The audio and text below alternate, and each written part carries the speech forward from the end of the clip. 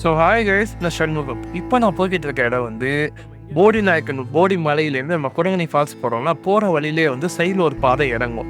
So அந்த வழியில் போனால் வந்து அங்கே ஒரு 3 ஊர் இருக்குது, சரிங்களா? மீனாட்சிபுரம் அப்படின்னு சொல்லிட்டு 3 ஊர் இருக்குது. அந்த ஊரையும் தாண்டி வந்து 3 கோயில், 2 கோயில்கள் வந்து ரொம்ப ரொம்ப ஃபேமஸான கோயில். அதில் ஒன்று வந்து மேலே சொக்கநாதர் கோயில், இன்னொன்று வந்து கீழே சொக்கநாதர் கோயில். இப்போ நான் போயிருக்கிறது வந்து கீழே சொக்கநாதர் கோயில். இந்த கோயிலை வந்து நிறைய விதமான வரலாறுகள் இருக்குன்னு வச்சுக்கோங்களேன். ஒரு சாதாரணமான ஒரு சின்ன கதையிலேருந்து ஆரம்பிக்கிறது. பெரும்பாலான மக்களாக பேசக்கூடியது பாண்டிய மன்னர்கள் வாழ்றப்ப நம்ம கண்ணகி அம்மன் இருக்காங்கல்ல. ஸோ கண்ணகி வந்து கண்ணகி தாய், கண்ணகி மதுரை எரித்தாள் கண்ணகி வரலாறு கேள்விப்பட்டிருக்கீங்களா? ஸோ நம்ம அம்மன் வந்து அந்த மதுரை எரிச்சப்போ வந்து குற்ற உணர்ச்சினால, அதாவது இந்த மாதிரி தப்பு நடந்து போச்சு, நான் நீதிக்கும் நேர்மைக்கெல்லாம் பேர் போனவன், இந்த மாதிரி தப்பு நடந்து போச்சுன்னு சொல்லிட்டு அவர் இங்கே வந்து அப்போ வந்து இங்கே சொக்கநாதராக பூஜிக்கப்படுறான்னு சொல்லுவாங்க. அதே மாதிரி வந்து பாண்டிய மன்னர்கள் வந்து இந்த கோயில் எழுப்பியிருக்காங்க அப்படின்னு சொல்லுவாங்க. அதையும் தாண்டி வந்து இது சுயம்பா வந்த கோயில் அப்படின்னு சொல்லிட்டு சொல்கிறது நிறைய வரலாறு இருக்குது, சரிங்களா? ஸோ இந்த கோயிலை பொறுத்தவரை மெயின்டைன் பண்ணுறது யார் அப்படின்னு பார்க்குறப்ப ஆரம்ப காலத்தில் பாண்டியன் மக்கள் 2000 வருஷத்துக்கு முன்னாடி, நேற்று இன்னைக்குலாம் இல்லை.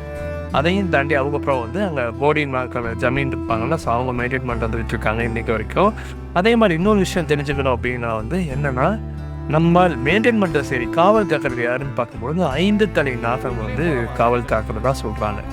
நம்ம வெள்ளையங்கிரி போயிருப்போம், சுருளி மலை தெரியும், அது சதுரகிரி தெரியும்ல. ஸோ அந்த மாதிரி அந்த மலைகளுக்கு அதே மாதிரி அதே பவரோட சிவன் தான் வந்து இங்கே இருக்கார். ஏன்டா எல்லாரையும் காமிக்கிற சிவன் மட்டும் காமிக்க மாட்டேன்னா அது தப்பு. மூலவர் வந்து எப்பயும் காமிக்கக்கூடாது, அதனால சிவன் மட்டும் காமிக்க மாட்டேன். இங்கே கண்ணகி அம்மன் சிலை இருக்குது, பின்னாடி நாகதெய்வம் சிலை இருக்குது. இதுக்கு வந்து இந்த இது பூஜை பண்ணுவாங்கல்ல, ராகு கேது பேச்சுன்னு சொல்லுவாங்க, இதுன்னு சொல்லுவாங்கல்ல, அதாவது பரிகாரத்துக்குன்னு சொல்லுவாங்கல்ல, காளகஸ்தி போடுற அப்படின்னு சொன்னாக்கா அந்த இடத்துக்கு வந்து இது வந்து ஒரு பிரதிஷ்டை பெற்ற இடம், சரிங்களா? பாரம்பரியமான கோயில்களில் பார்க்கும்போது இதுவும் ஒன்று. ஏன்னா அதுக்குள்ளே முடிச்சுட்டு கிளம்பிட்டேன்னா பேட்டரி கம்மியாக இருந்துச்சு. ஸோ அதனால் நான் டீட்டெயில்டாக உங்களுக்கு சொல்ல வேண்டியது ப்ராசஸ் இது மாதிரி சொல்லிட்டு தான் இருக்கேன். விசேஷமான நாட்கள் அப்படின்னு பார்க்கும்போது வந்து அமாவாசை, பௌர்ணமி வந்து, ஏன்னா அவங்களுக்கு வந்து அன்னதானம் உண்டு, சரிங்களா? அன்னதானம் இப்போ பக்தர்களுக்கு வர எல்லாருக்குமே அன்னதானம் போட்டு வச்சுட்ருக்காங்க. ஸோ ராகுகேது பரிகார தலமாகவும், காலகற்ப தோஷம், நாகதோஷம், திருமண தடை நீங்கும் தலமாகவும் இந்த கீழே சொக்கநாதர் கோயில் திகழ்கிறது. இந்த கிராமங்கள் சொன்னேன், அது என்னென்னா ஒன்று மேலே சொக்கநாதபுரம், கீழே சொக்கநாதபுரம், அடுத்து மீனாட்சிபுரம். இந்த கோவிலின் முக்கியத்துவமாக மதுரை மீனாட்சி அம்மன் கோவிலுக்கும் இங்கு அமைந்துள்ள மேல சொக்கநாதர் கோவிலுக்கும் ஒரு இணைப்பு உள்ளது என்று கூறப்படுகிறது. இவங்க ஒவ்வொரு அமாவாசை பிரதோஷ நாட்கள் ஏராளமானோர் கலந்து கொண்டு வழிபாடு நடத்தி வருகின்றனர். இந்த கோயில் இவ்வளோ ஒரு பவரான கோயில், தெரிஞ்ச கோயில்ன்றது வந்து தமிழ்நாட்டில் எல்லா இடத்துலையும் இருக்குங்க. நம்ம தேடி போகிறப்போ வந்து அவ்வளோ ஸ்பெஷலான விஷயமானு சொல்லிட்டு எனக்கு தெரிய வருது. இன்னொரு விஷயம் சொல்ல மாட்டேன், இந்த கோயிலை சுற்றி பார்த்தீங்கன்னா கொஞ்சம் தூரம் ஒன்று நான் வண்டியில் நிப்பாட்டி காமிச்சிருப்பேன்.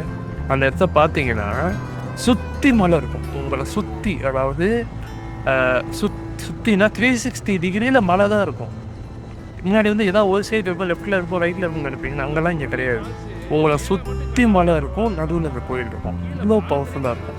மேலே சொக்கநாதருக்கு நான் போகிறப்போ இருந்துச்சு, அதனால் நான் போகல. இதே மாதிரி நல்ல வீடியோ வந்து பார்க்குறேன். அது வரைக்கும் டாடா பாய்.